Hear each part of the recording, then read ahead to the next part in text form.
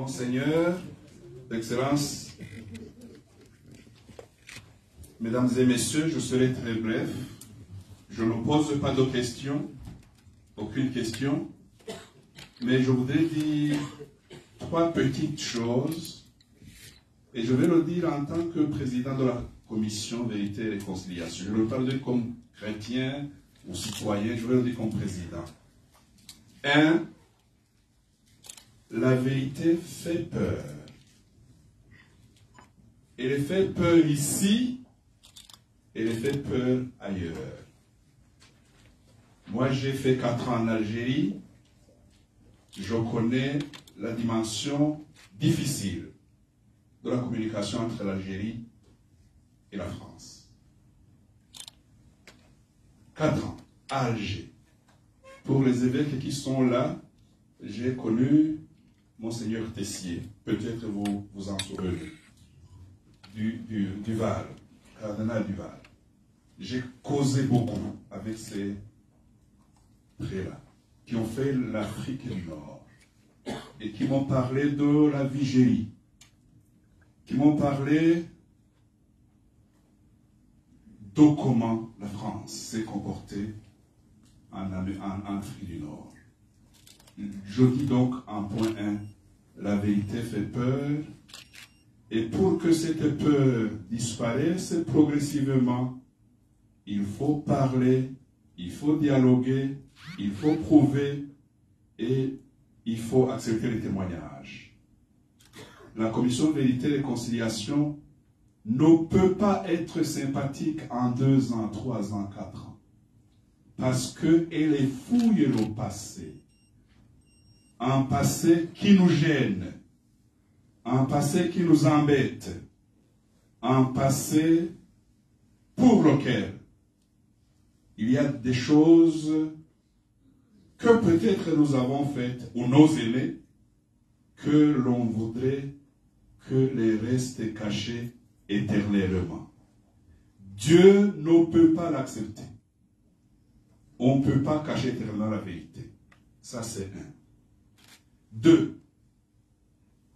Le rapport de l'exercice 2022 que nous allons présenter prochainement au palais des congrès de Kigobe, c'est un rapport qui va coiffer 1885 à 1973.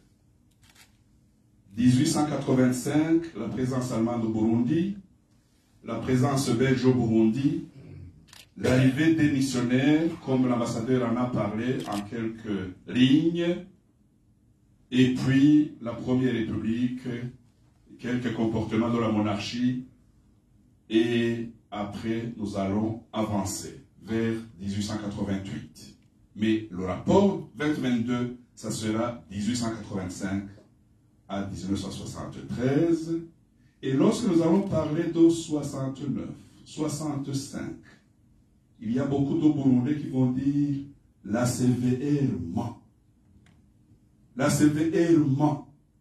Lorsque nous allons parler de Sangana, les paysans Hutus assassinés, les paysans Tutsis assassinés avec des maisons incendiées, Roucha, les gens ne vont pas nous comprendre. Parce que les mensonges d'État se sont multipliés dans notre pays. Et quand vous avez une seule radio ou un seul journal, vous ne croyez que ce que dit la seule radio, le seul journal.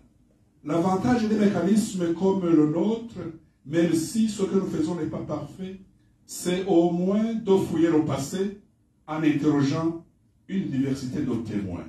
Les évêques, Monseigneur a témoigné, les prêtres, dans son point 2, pour dire que nous allons vous donner encore de la matière qui vous fera peur. Nous allons vous donner de la matière qui vous fera peur et qui vous fera douter. Vous allez comprendre que les acteurs de certaines tragédies, de 60, de 62, 3, 4, 5, 6, 7, 8, sont restés les mêmes. Sont restés les mêmes. Il suffit de lire les archives. Le lieutenant de 60, il devient capitaine en 63. Le capitaine de 63, il devient commandant en 67, 8, 9. C'est comme ça qu'on lit les archives. Surtout quand quelqu'un a un numéro matricule. 3. Le traité de Kiganda. Il y en a même aujourd'hui ceux qui demain pourront nous dire que ce n'est pas un traité. Justice est au vainqueur. On impose à Moïse Gisabo, faites ceci. Laissez passer les caravanes. Donnez 424 têtes de bétail. Désormais, vous faites ceci. Désormais, vous faites cela. Voici ce qui fait peur à notre pays.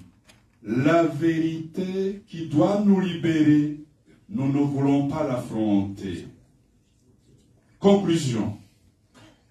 La CVR travaille sur ce que la loi appelle les violences massives.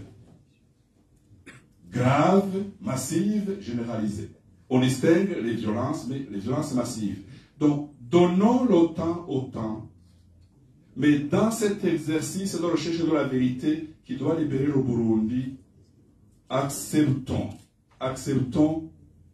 que on peut sauver 10 personnes lundi et tuer 150 vendredi. Nous avons trouvé ce genre de comportement.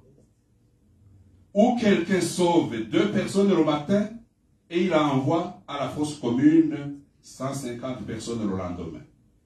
Avec des noms, des dates, des lieux. Des Hutus ont protégé des Tutsis. Des Tutsis ont protégé des Hutus. C'est cela aussi le miracle de Dieu, puisque nous croyons.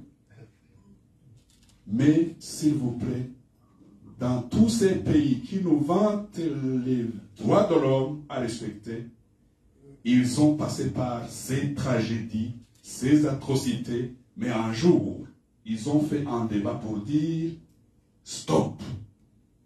Stop. Voilà ce que je voudrais dire. La vérité nous enseigne chaque jour nos évêques, c'est celle-là qui nous rendra libres. Merci beaucoup, merci pour ces observations. Je crois qu'on a assez de matière pour les conférences à venir. Je vais laisser quelques minutes, je dis bien quelques minutes de réaction. Je vais laisser réagir nos 2 conférenciers. Chacun peut-être